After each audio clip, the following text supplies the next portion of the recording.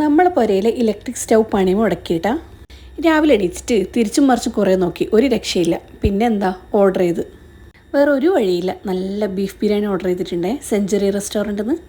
Stove പണി മുടക്കിയോണ്ട് തന്നെ നെയ്ച്ചോറും ചിക്കൻ റോസ്റ്റും ഉണ്ടാക്കാൻ വിചാരിച്ച് നമുക്ക് ബിരിയാണിയിലേക്ക് പ്രൊമോഷൻ കിട്ടി. എന്തായാലും അൽഹംദുലില്ലാ എല്ലാം നല്ലതിനായിരിക്കും അല്ലേ.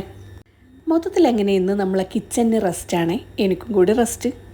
വൈകുന്നേരം ഒരു ചായയെല്ലാം കുടിച്ചിട്ട് മിനാപ്പോട്ടിലെത്തിയിട്ടില്ല.